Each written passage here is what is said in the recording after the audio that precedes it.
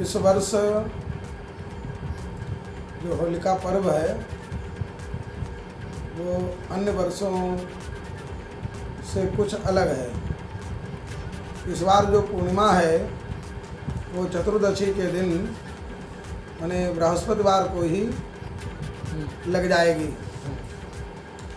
और उसका जो समय है पूर्णिमा का वह 1:14 से पूर्णिमा बृहस्पतिवार को लगेगी।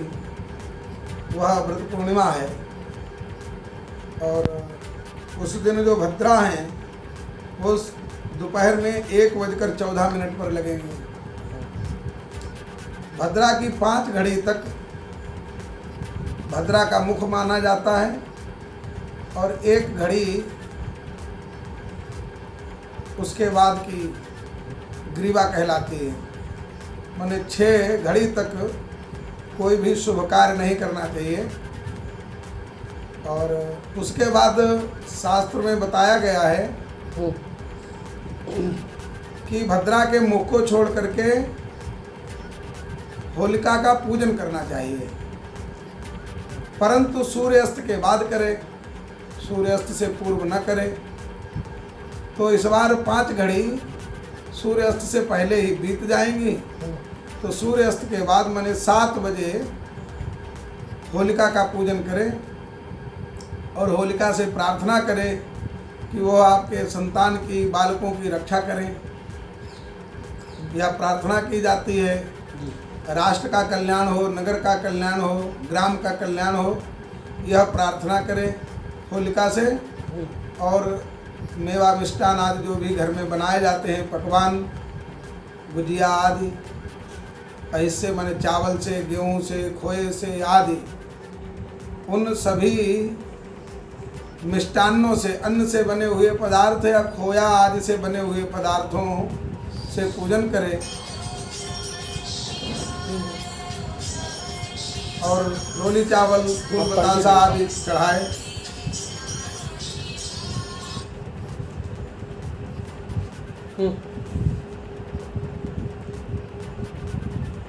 पंडित जी, दिन के हिसाब से अगर बात करें तो किस दिन लोगों को होलिका पूजन करना चाहिए?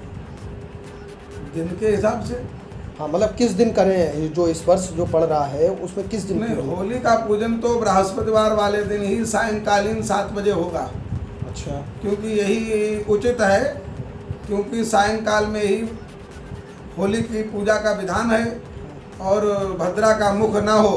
हाँ, भद्रा के मुख के बाद पूजन किया जाता है होलिका का, इसलिए पूजन कर ले। जो भी गौ उपल हो, लकड़ी वगैरह जो भी तैयार करते हैं जी, उससे होलिका का बढ़िया से तैयार करे, उसमें पताका आदि लगाए, सुवासित करे, होलिका का पूजन पकवान आदि से करे, रोली अक्षत पुष्प आदि पूर्व में ही लगा दे और उससे प्रार्थना कर ले कि आप हमारे परिवार का कल्याण करें, हमारी संतान की रक्षा करें। लड़की यदि पूजन करने जाए तो वो अपने भाई बहनों के कल्याण के लिए कामना करें। बहुएं पूजने जाएं तो वो अपने पति की, ससुर की, सास की, परिवार में सभी के कल्याण की कामना करें, नगर के कल्याण की कामना करें, गांव में सभी लोग गांव के कल्याण की कामना करें और राष्ट्र के सुखद कल्याण की, भविष्य की कामना करें कि वर्ष पर्यंत सब कुछ अच्छा हो, मंगलमय हो। वसंतोत्सव के परिप्रेक्ष्य में यह कार्य जो होलिका का पर्व आता है जी, वसंत ऋतु में ही प्रारंभ हो जाता है जी। और वसंत ऋतु ऐसी ऋतु है जिसमें हमारे यहाँ नया अन्न उत्पन्न होता है और उसकी प्रसन्नता के लिए यह फाल्गुनी उत्सव कहा जाता है, वसंतोत्सव कहा जाता है जी। और पूर्व में इसके ऊपर एक पौराणिक कथा भी है कि महाराज कश्यपु, महाराज जो हिरण्यकश्यपु थे, दैत्यराज, उनके पुत्र प्रहलाद, उनके प्राण रक्षा भगवान ने की। उसके ही उद्देश्य से यह महोत्सव मनाया जाता है, क्योंकि जो हिरण्यकश्यपु की बुआ थी, बहन थी, जो प्रहलाद की बुआ लगती थी, उन्होंने अपने भाई से कहा कि प्रहलाद मारे नहीं मर रहे हैं तो मैं इन्हें गोद में लेकर के बैठ जाऊंगी और मेरे पास दिव्य वस्त्र है जो सूर्य के द्वारा प्रदान है, उसे कभी भी अग्नि जला नहीं सकती, इसलिए वह पहन करके मैं बैठ जाऊंगी और गोद में प्रहलाद को ले लूँगी, जिससे प्रहलाद भस्म हो जाएगा। गांव वाले लोग ये जानेंगे कि क्योंकि फाल्गुनी महोत्सव है तो नवान्न के उद्देश्य से जो पूजन किया जाता है तो सभी लोग पूजन करेंगे। प्रहलाद को लेकर के वह हिरण्यकश्यप की बहन बैठ गई। भगवान के दैव योग से वह जो चादर थी वो प्रहलाद के ऊपर आ गई, हवा चलने से प्रहलाद बच गया और सुबह को वो हिरण्यकश्यप की बहन जो थी वो जल करके राख हो गई। उसी खुशी में जो वहाँ के सज्जन पुरुष थे नगर के, उन सब ने अक्षत का प्रयोग किया, जिसे आखत कहते हैं। उसमें नए जौ की बाली लेकर के जौ के दानों का ही हवन किया जाता है, माने अक्षत अग्निदेव को समर्पित किए जाते हैं। होलिका महोत्सव मनाया जाता है जो धन धान्य की वृद्धि करती हैं होलिका माँ, इसलिए वह फाल्गुनी महोत्सव मनाया जाता है।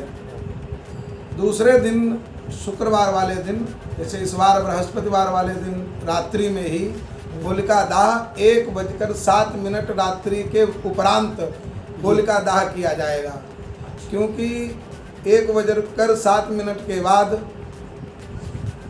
जो भद्रा हैं वह समाप्त हो जाएंगी।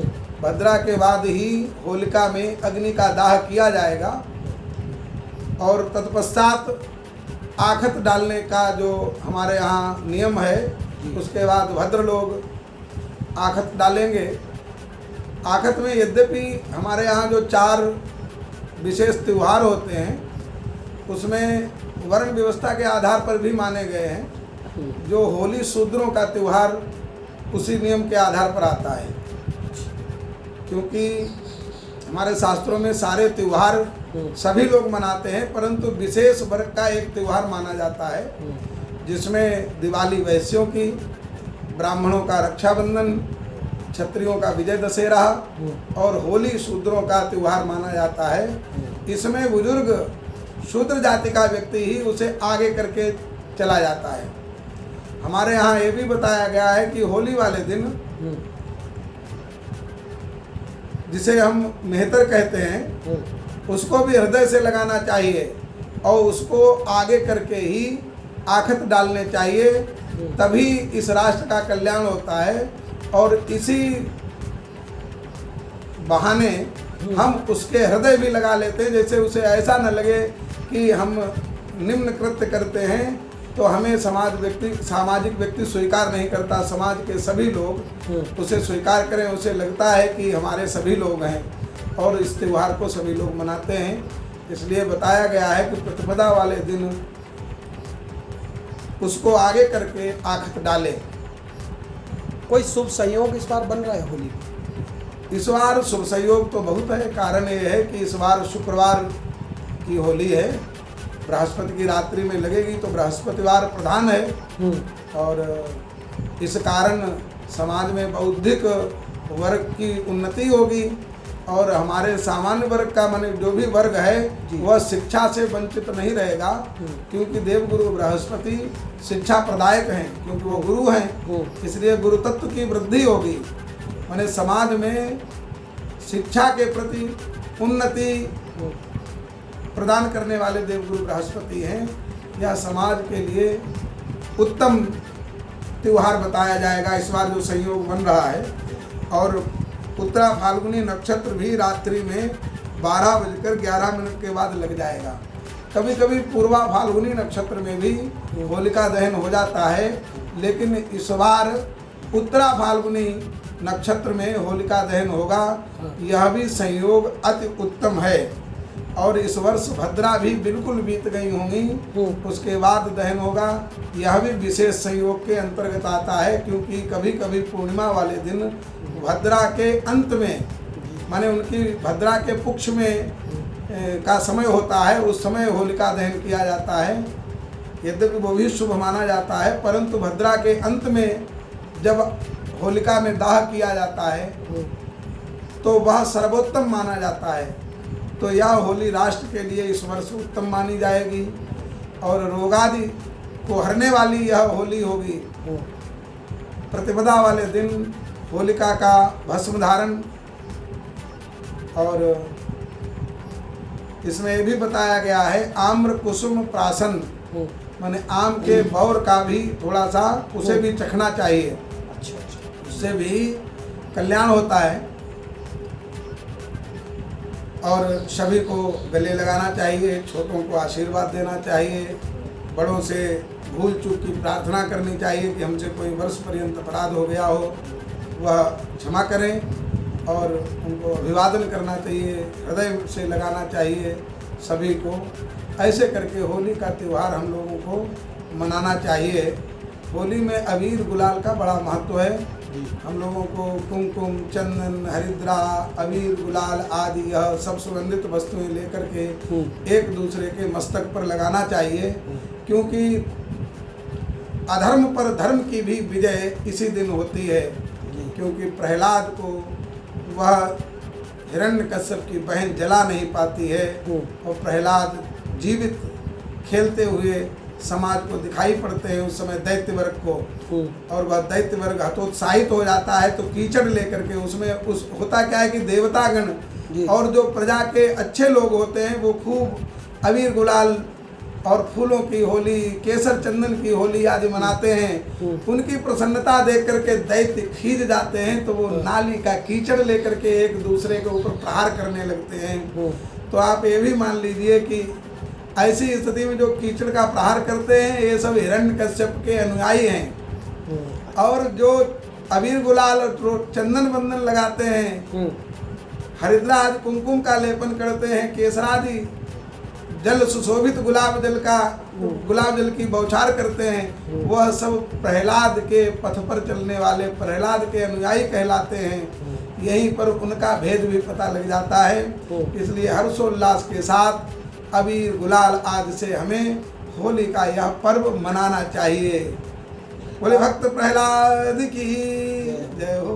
पंडित जी, एक आखिरी सवाल है, ये होली का पर्व है, राशियों को लेके कोई विशेष मतलब फायदा किसी राशि को होने वाला है, किसी का नुकसान होने वाला है, ऐसा कुछ कोई संयोग बन रहा है? देखिए ऐसा है, यह जो होली का पर्व है हर वर्ष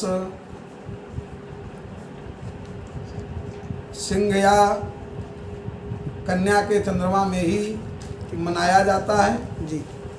और इस वर्ष का जो होली का त्यौहार है वो सभी के लिए सुखद है, और जो लोग सदा आचरण करेंगे उन पर कोई भी कष्ट नहीं आएगा।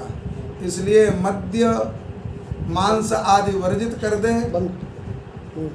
कारण ये है कि जब हम कोई विशेष त्यौहार मनाते हैं तो इस दिन त्यौहार भक्ति भाव से मनाना चाहिए। लेकिन कुछ लोग क्या करते हैं, शराब आदि का प्रयोग करते हैं, और जो शराब आदि का प्रयोग करता है वह ही अपना अहित करता है, चाहे वो किसी भी राशि का हो। यदि वह ऐसा कर्म करता है जी, कुकृत्य जिसे कहते हैं, तो उसके सामने सारे ग्रह खराब ही हो जाते हैं। इसलिए इन सब से बच कर के प्रेम भाव से यदि हम यह शुभ कार्य करते हैं, होलिका पर्व मनाते हैं, तो मेरा मानना है, विश्वास है, ईश्वर से प्रार्थना है कि उन सब के ग्रह खराब होने पर भी शुभ फल उनको प्राप्त होगा। किसी भी राशि के लिए यह समय खराब नहीं है, सबके लिए उत्तम है। बस कुकृत्यों से थोड़ा सा दूर रहें। और एक आखिरी सवाल और पूछना चाहेंगे, जिस तरह से होली प्रेम और सौहार्द का त्यौहार है, देश दुनिया में इस समय युद्ध बड़ा छाया हुआ है रूस और यूक्रेन को लेके, तो क्या लग रहा है इस होली के बाद थमने के कुछ चांसेस बन रहे हैं क्या? देखिए, युद्ध का विषय अलग है। होली हमारे यहाँ ही मनाई जाती है, यह भारत का ही परम पवित्र त्यौहार है। यूक्रेन आदि जो भी देश हैं उनमें संभवतः होली आदि पर्व नहीं मनाया जाता। जहाँ भारतीय लोग हैं और हिंदू समुदाय के लोग हैं वही यह होली का पर्व मनाते हैं, अन्य लोग नहीं मनाते हैं। लेकिन फिर भी यदि यह होली का त्यौहार जहाँ जहाँ मनाया जा रहा है, जिन जिन देशों में मनाया जा रहा है, जहाँ जहाँ हिंदू लोग रहते हैं, जी। हमारी भारतीय संस्कृति को मानने वाले, यदि वह होलिका का पर्व, होली का पूजन करते समय उन देशों के कल्याण की कामना करेंगे जी। तो भगवान उनकी प्रार्थना सुनेंगे। जैसे प्रहलाद की रक्षा हुई, वैसे ही वहाँ के नागरिकों की भी रक्षा भगवान करेंगे और यह त्यौहार उन लोगों के लिए भी सुखद होगा। और ईश्वर से हम भी प्रार्थना करते हैं कि यह युद्ध शीघ्रातिशीघ्र विराम की ओर जाए, जिससे कि मानव जाति का कल्याण हो, कोई भी अपने जीवन की आहुति वहाँ न दे और निर्दोष न मारे जाएं। यह ईश्वर से हम प्रार्थना करेंगे। ठीक।